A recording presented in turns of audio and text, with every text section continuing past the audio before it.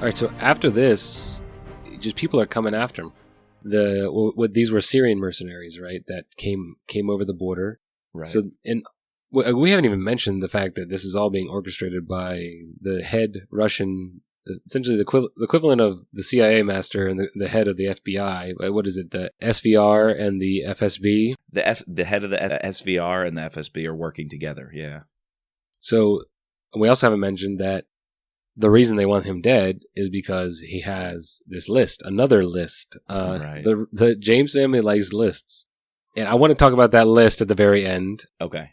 Ask if that's ever going to come up again, and we can dive into that. Well, let me just fill something in for you. Sure. We do know that he has a key that his father left him, and the Russians are now fleshing it out, telling us it's a safety deposit box that has a list. We didn't necessarily know that before, but we knew, I think it was in a gun case that Reece found this message and key from his father. So, It's kind of cool that has been lingering, and that's been a storyline that we got another piece of that puzzle. Yeah, and I thought we were going to find out what was on the list. I guess we kind of get a little bit of a hint at the end, but then also at the very end, he hands over the key to Katie, and I feel like this is going to be like Jack's final thing, whatever book. It's just going to be keep going on and on. It could be, or he was about to part with the key. Right, he's about to throw it off. He was going to get rid of the key, and I was like, "Oh my God, no! That's something important because the Russians wanted you for it, and your father left it for you." And he mistakenly, I would say, saw getting rid of it as a symbol of moving on from that life. Sure. But, thankfully he didn't do it. And with the events in the epilogue, Katie's got that key now. So that's like a slow burn. That's playing the long game with that, hinting at it over the course of a couple of books now. All right. So what did you think about Abelard? Another Mossad agent, super rich backstory. He's also has ties to the Russians because someone put him in a wheelchair. Yes. I love the description that Jack does of his competency in a wheelchair. I've seen people like this who do not need, they don't need self-pity from you. Treat them like a normal person because they can do it, Yep. And I don't know. He might have been one of my favorite characters in this entire novel. I was going to make him my winner of the book. Nice. I love him. And I sometimes love these old-timey spy master characters. I don't think he's necessarily all that much older, but he definitely brings this aura. He brings this gravitas anytime you're around him or Reece is with him. And there's also another couple of, I don't know if they're rug pulls exactly, but feints and misdirections. Because originally Nizar Katan is being handled by the man in the wheelchair. Right. Yeah, so basically Saul Abelard is, running some contracts. He's a handler. He's deep into this world, and he is handing out work to Nizar Katan and the Frenchman, so he knows them, yet he doesn't realize how much the Syrian is actually hurting Israel. And the final straw is once he blows up the plane with Aliyah, and basically they kill a Mossad operative, that's the straw. Yeah, Abelard is like, I'm cutting ties, and he starts piecing together the Syrian is the bad guy. But another misdirection with Abelard, we know he's after a sniper who put him in the wheelchair. I thought that might have been Nizar Katan the whole time. Me too. And he and Reece were going to have to team up to get Katan for both of them, both Freddie Strain and the shot on Abelard. Turns out it's a different sniper. I don't know if that was a mix-up that was supposed to have a bigger reveal. It didn't really make too big of a reveal in the end. For some reason, though, I thought Nizar Katan was also his shooter. I thought that for a second, but then I thought the whole reason he was doing this was because he was hoping someone nefarious would come finding him, and then he would figure it out and pop up. And I'm like, all right, well, if Nizar popped up and is on your radar, then you would have known he was. He obviously knew that Nizar was not his killer, but I think it was played for us. Yes. Because it was never fully explained. There were some seeds of doubt laced for us that maybe Nizar was his killer. There are a lot of layers like that I don't really recall the other Jack Carr books having. Maybe it's just a skill as he got to book 5, the tricks of the trade that you can drop these things and craft them and layer them so that the reader is totally left in the dark. I just felt like there were many more reveals or these layers of relationships that I don't typically get in a Jack Carr novel, but that kept me going or on the edge of my seat. It was like mini reveals along the way. Yeah, and even this, I'm blanking on the Russian's name, but what's his name? Gromyko is the head of it all. Yeah. He's the one who is the boxer, right? Yes. Oh, no. He is the one who hires the boxer. Oh, yeah. Gromyko is the SVR head, right? The boxer is what's the name of the agent. boxer? I don't know that. I forgot the name of the boxer, but he's Oleg? It was a traditional Russian name. Oh, Oleg. You're right. He Oleg. activates Oleg to go after Abelard and Reece because they want to trap him in the bookstore. Yep. So it's been like, all right, first they hire Nassar. Then they hire the Syrian group in Israel. Now we're going to activate a deep sleeper cell in Italy. For like, they really want Reece dead. Like, it's intense. Oh, yeah. And this guy's a boxer. And I don't know, the interrogation scene after that fight, you know, once they they run into the grocery after the explosion where he almost he says he doesn't want to kill these kids, but he eventually sends them to their death and the bookstore explodes. But first of all, what did you think of the meat locker fight? Thought it was one of the best hand-to-hand description fights that we've gotten. Definitely. Probably in all the novels I've read. Definitely. And then second, after they capture him, the whole interrogation scene, again, we get a history dump, you know, going all the way back to the Holocaust. Worked with the Nazis, yeah. Right. And then going into, our rendition system and our black sites and how that's all related. Right. I thought that was super cool. And the church hearings in the 70s. Yes. A lot of history, and I was vibing it. I really enjoyed it. I was too, because it's not just the meat locker scene. Sure, we get one of the best hand-to-hand combat fights I've read in any thriller. And Jack, I'm saying that. Any thriller, that meat locker scene was incredible. Absolutely incredible. But maybe even more incredible is the way you can link that right after the bookstore bombing, because that was equally as intriguing. The kids being sent in, it's under supervision, but I think Alice is the one who calls him in that moment to say, check your 6 or something similar, because she could see the cameras, and she knows something's up. He's able to toss the bomb into the secret gun locker, where the ammo and the guns are, that Abelard just showed him.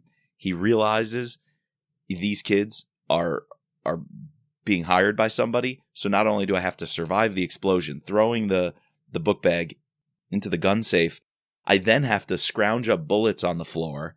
And the guy in a wheelchair, he can do everything on his own, but after this explosion, he needs a weapon. So I got to get him a pistol. He's literally counting the shotgun shells that he has.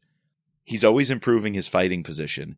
Then he comes out, he fights a guy at a car. He sees somebody run into the butcher shop across the street. He pursues them. He's got to watch out for the cops. So he doesn't want to get caught by the local cops. That could put a whole end to the show. So not only is the meat locker fight that awesome, it literally comes after that sequence of events, making it exponentially more awesome.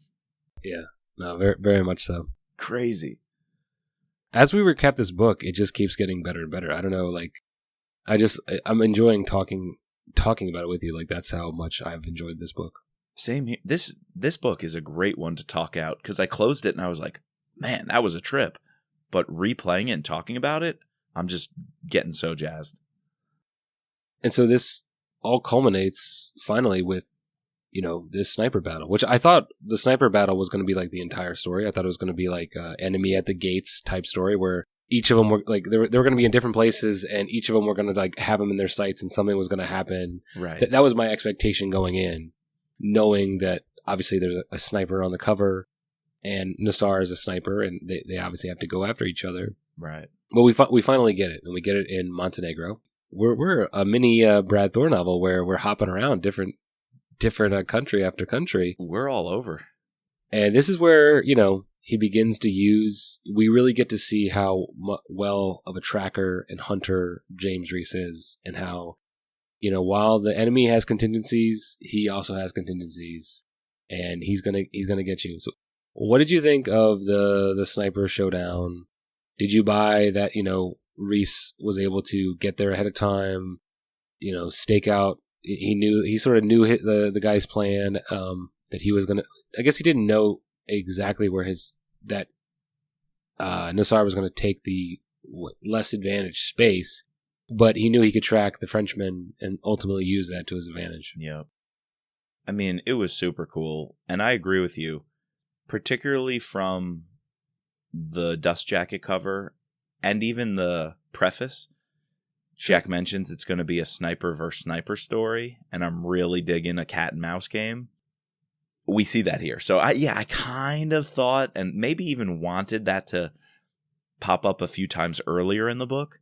But we do have the helicopter scene where it's Reece and Nassar kind of having to play cat and mouse games with each other back and forth. So, yeah, I got enough of it, and then this scene definitely gave me enough of it. I guess it wasn't, I thought every time it was going to be Nassar and Reece, but instead we got Oleg. Essentially a Russian operative, yes. or Russian-backed Syrians, or Nassar. We got Nassar sort of to bookend, and then in the middle was like two different people. Yeah. So, yeah. Two different teams of assassins, yeah. Another complication here is this is one of those times I would have really appreciated Alice's extra special dimensions.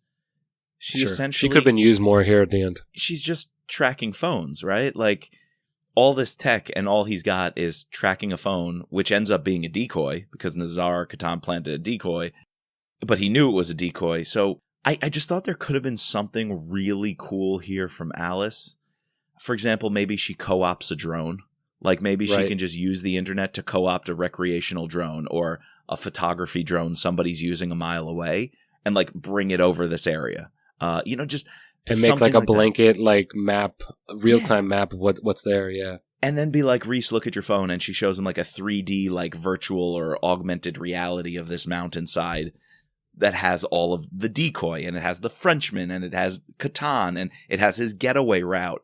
She could piece this all together using these super skills. But no, it's just a beep on Google Maps telling you where the phone is. Like we could do that already. Yeah. So this maybe was one of those areas I wanted the tech. I wanted that little nerdier Alice can do cool AI stuff to come into play, but I'm not going to nitpick.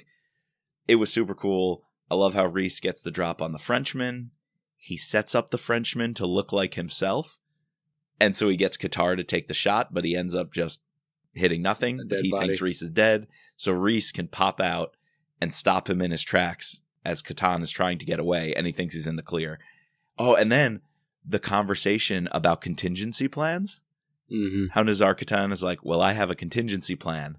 And that dude from earlier, the guy in the Peugeot, actually puts his gun on Reece.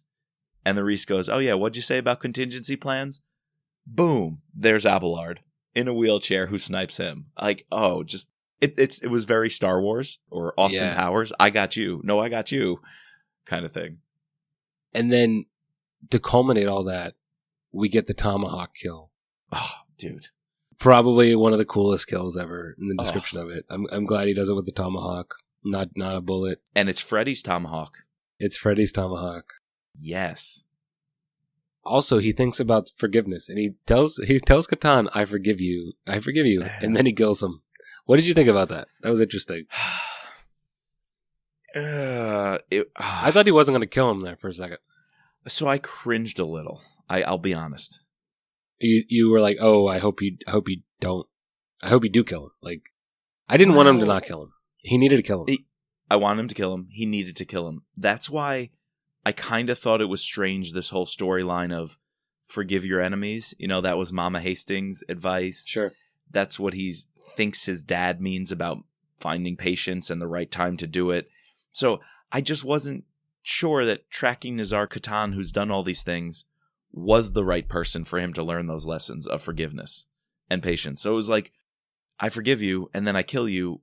It just seemed a kind of cheap way to bring that advice into play together to make it look like something deep is going on, when to be honest with you, that's not forgiveness. So why would you even bother to say it? This was a man who didn't deserve forgiveness. So why bother to say it? And not at all. In no way, not only did he not deserve it, in no way could the possibility of Reece forgiving him help Reece move on from his demons. It's 100% different than Mitch Rapp and Louis Gould.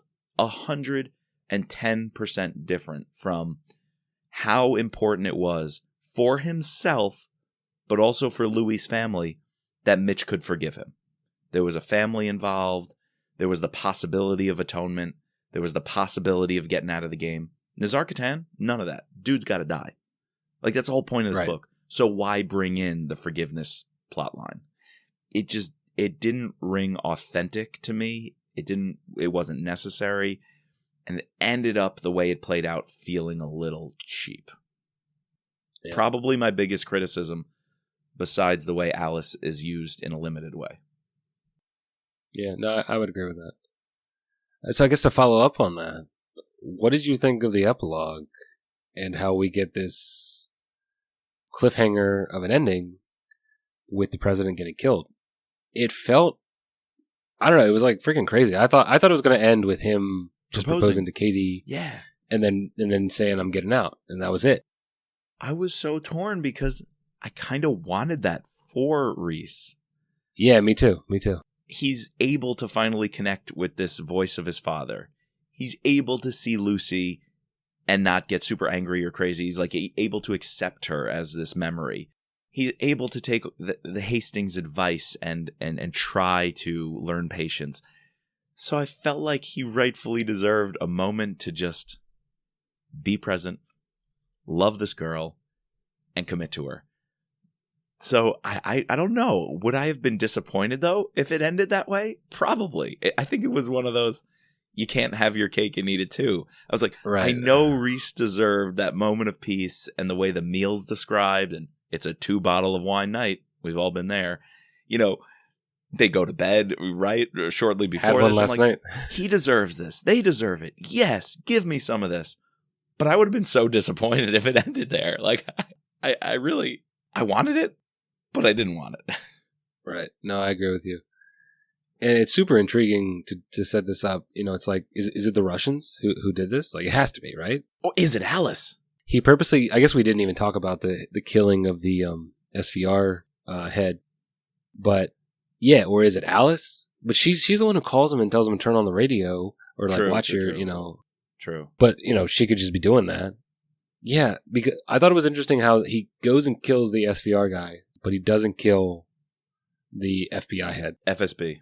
You know, or the Russian president, you know, right. So, and we know that they're like, that they're involved. So, you know, and he also was just one of that list gone just as much as, you know, his comrade wanted. So I really, or is it the Americans? There's a little line. There's a couple lines that I was confused with, where when the Russians are talking, how they mention they have other contingencies, like the ultimate contingency, like in America. In America. Well, that has to be assassinating the president because the current president trusts James Reece too much. Right. So that's a Russian contingency to get the president out, and now Reece doesn't have that safety net to operate safely from within his own government. Because that goes to Devil's Hand. The president, Alex Christensen, who we lose, his backstory, he's gung-ho. He wants the terrorists as much as anybody else does. He's got personal history going back to 9/11. So he kind of gave Reece full authority here. What's going to happen now that Reece doesn't have that? So I think the Russians did that knowing the Americans can be used against an American. And I don't know. What are we're supposed to assume that list is a list of deep sleeper agents in America? That's what I thought it was. I don't know. I don't think we know, but that would make sense. Yeah. Okay. Yeah. And we know the list was compiled, or at least Thomas Reece had access to it. So being in the CIA, that totally makes sense. Maybe he uncovered that, realized it wasn't the right time to expose everybody, so wanted to pass it on to James to potentially use to expose down the road. Yeah, I don't know. I don't know if this is just my typical MO, but I want a Thomas Reece like prequel. Oh, absolutely. That would be pretty cool. Absolutely. Well, did you even hear about the watch? You know that Submariner Rolex that Reece wears? Dude, that is a memento that means so much and that we get a lot of story on. And here, I think it's summarized in Saigon. He got it. passed it on to James. So yeah, I would love to see a Thomas Reece story. All right, well, that's the book, man. That's it. Want to get into the scorecard? Let's break it down. I will say this. Talking with you tonight, my numbers on the scorecard just kept going up and up and up.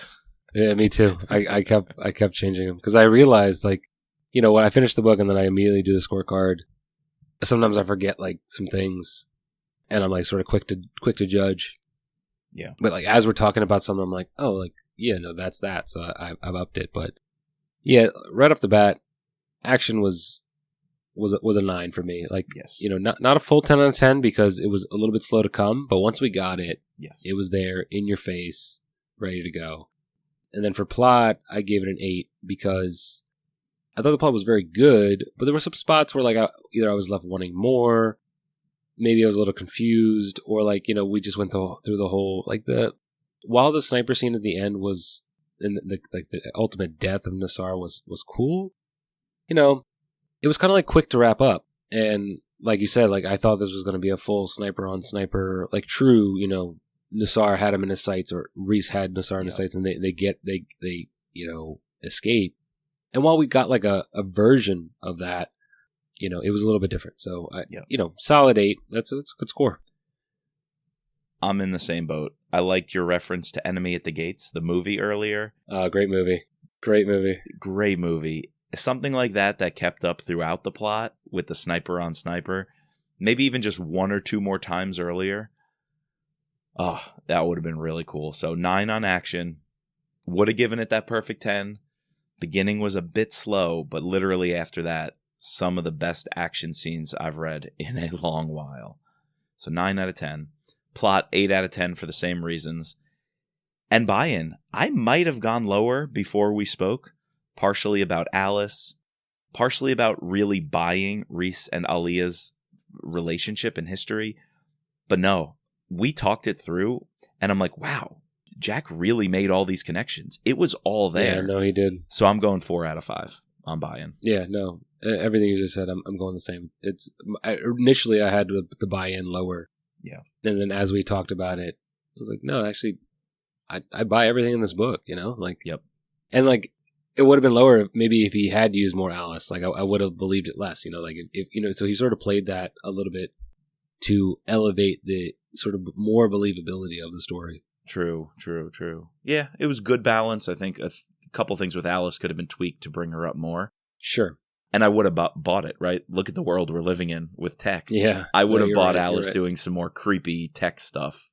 It wouldn't have affected my buy-in, but I see you. We're just going to run the board together. I think we got equivalent scores here, Mike. I think what so. What about good guys and bad guys? Yeah, bad guys, good guys. 4 out of 5 on the bad guys. Nazar Katan, really good. Bringing him back as the sniper who Reece has wanted to get justice for Freddie Strain.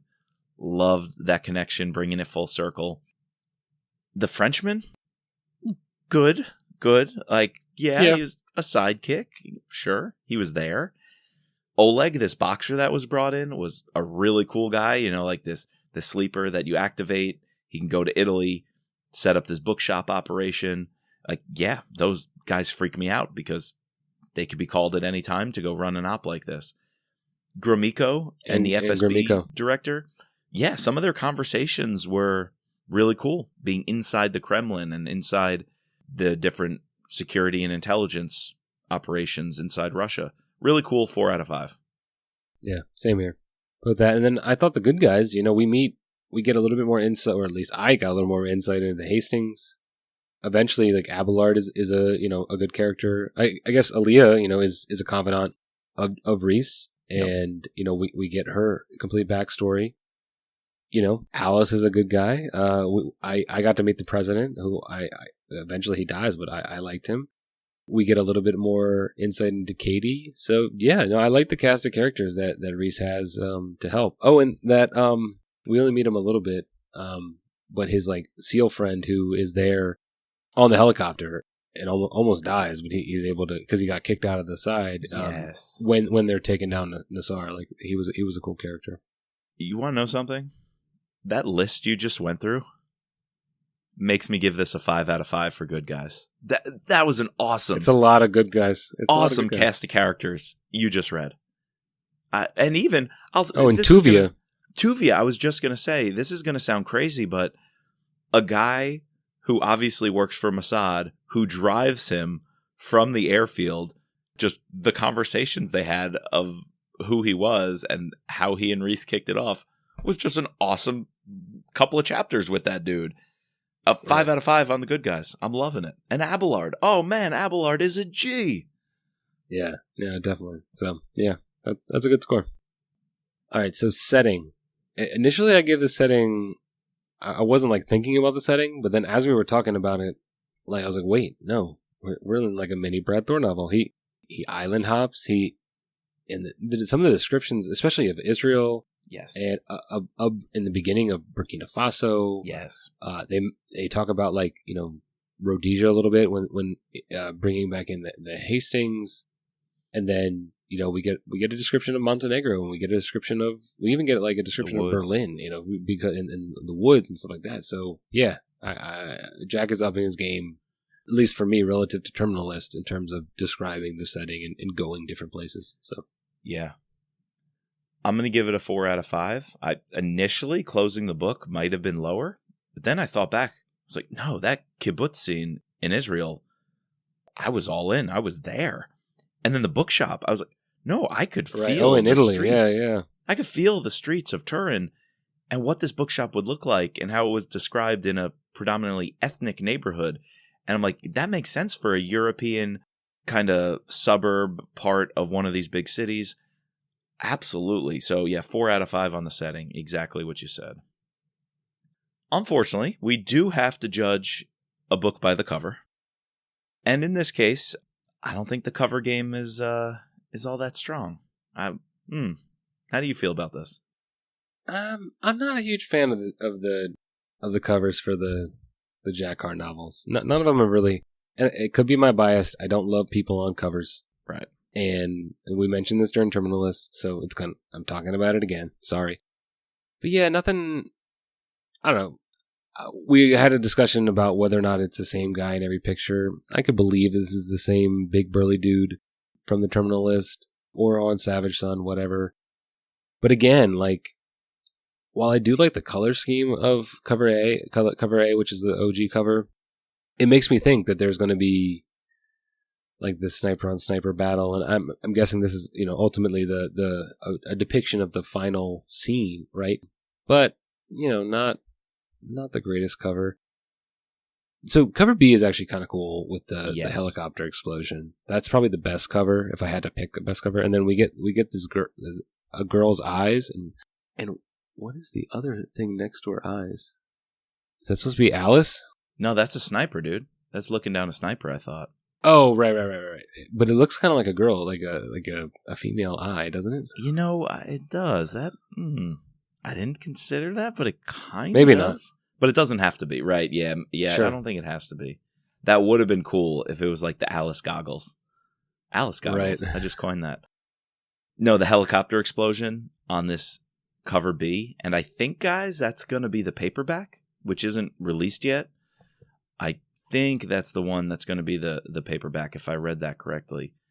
It gives a nod to the Terminal List and True Believer in the original paperbacks. So I really like that they kept that theme going, and they put the helicopter on it and a sniper on it with an awesome color scheme. So B is definitely the winner. I feel the same way you did about A. It's very heavy on the sniper. We didn't get a lot of that. I don't like seeing a guy and a face necessarily. I'd rather that be up to my imagination. And same with C. C almost looks like Jack Reacher. Like the dude standing there, the t-shirt. I don't need that. I don't need a picture of James Reece on my covers. So a little bias from me as well. Yep. And then cover D is... Yeah. Is that the audiobook one? I'm guessing that's an audiobook. Yeah. I don't know. Some dude's running and some dude is slowly limping towards him with an airplane. Yeah. Cover B is fantastic. I'll leave it at that. Yeah, but cover B is the best one. So 3 out of 5. It gets a 3. 3 out of 5. Yeah. 3 out of 5 thanks to cover B. Not horrible. Not yeah, cover B saves it, or else it would have been maybe a 2. I said this earlier about my free space. What's your winner? Yeah, we each get to pick a winner for a free 5 out of 5. I was going to just say Abelard because I thought it was super cool. He's your winner, man. You go with it. Yeah, the whole cast of the good guys just coming together. I love them all, but definitely Abelard, steals the show. For some reason, my winner might be kind of strange, but I really enjoyed the conversations he had with his father and this idea of, yes, like what I said, like, the idea, the sort of the theme of this novel is time and how that kept popping up.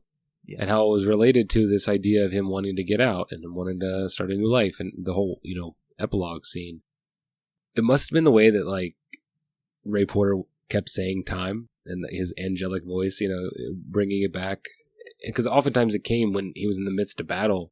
Yeah. I don't know. I really enjoyed that. And I thought explaining the conversation that he had at the Vietnam Memorial in DC, I don't know, that for some reason hit hard with me, and I really enjoyed that. So, and I guess you could say overall, I did enjoy the apparitions or the stuff that was going on and the deeper look we got into James Reese's head. So that's my 5 out of 5. Freddie, Lucy, Mrs. Hastings, and his father. Yeah. It's kind of cool. I liked seeing that as well. Nice. All right, so what's your total? I had a 41, man. Pretty solid. 41. All right, I had a 42, so really solid. And I'll be honest, also coming off of The Devil's Hand, I wanted a punch. I wanted a knockout. And let me tell you, In the Blood delivers. Absolutely delivers on that promise and what I was looking for. Okay. All right, guys. Well, that's our book. Next time, are we going to be talking about the TV series next time we come to you? I think so. On this feed? I think episode 1 and 2, it's an 8-part show. We're going to do 4 episodes. Breaking it down with Chris Albanese, right? Yeah, we're hoping to have Chris Albanese on from the Crew Reviews podcast. So a little inter-podcast collaboration. Get his thoughts on episodes 1 and 2 and have a chat. And before that, on our other feed, Scott Harvath will be posting our review, or part 1 at least, of Rising Tiger. So be sure to go check that out. Yes. As always, we need to thank our patrons, our special operator, Sherry F., our special agent, Daryl, Kevin, George, Matt, Dawn, Dennis, Peggy, Catherine, Ray, Bridget, Jeff, and Mark. Can't say this enough, but please subscribe, rate, and review anywhere you get your podcast, Apple or Spotify. You can find us at thrillerpod.com or on Twitter and Instagram at thrillerpodcast. And as always, observe, orient, decide, act, and win the fight.